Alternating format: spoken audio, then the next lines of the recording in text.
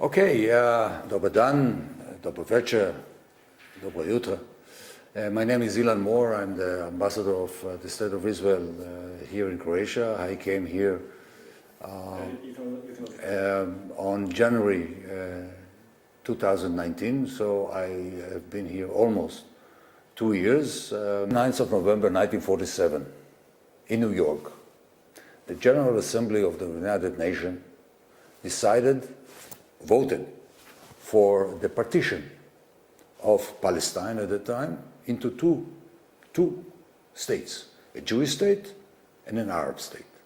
This was the peak of a very long political process, political efforts by the Jewish people to get the recognition of the world powers that also the Jewish people is not only a religion, we are a people.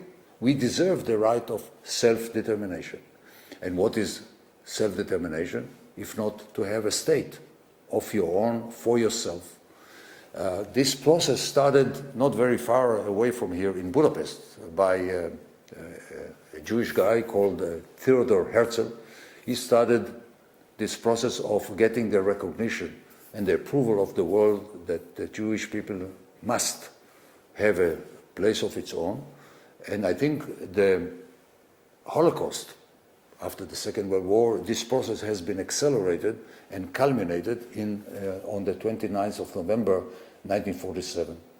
The Jewish people in Palestine at that time, it was not Israel.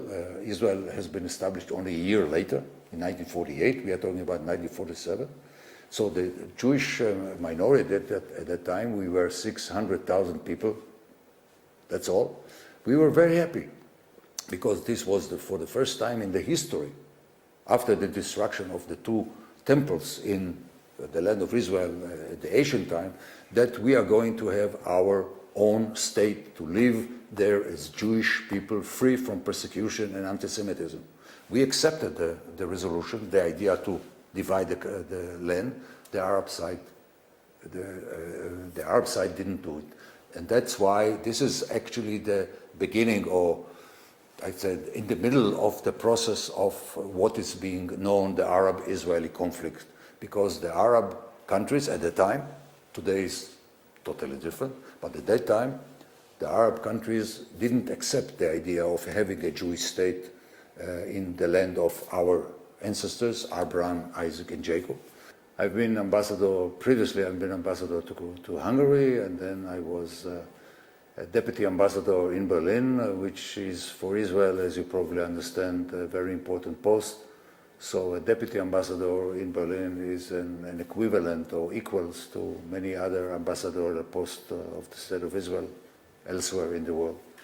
I was deputy ambassador in China. I was consular for press and information at the Embassy of Israel in Bonn, so I have a lot of experience in Germany. I speak also the language.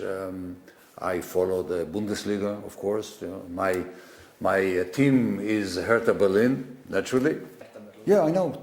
Kovac, the one who used to be the trainer of Bayern Munich, I know. And if I'm not mistaken, if my memory serves me, I was watching him playing for Hertha Berlin, I think in 2008, 2007, something like this, when I was in Berlin. Yeah.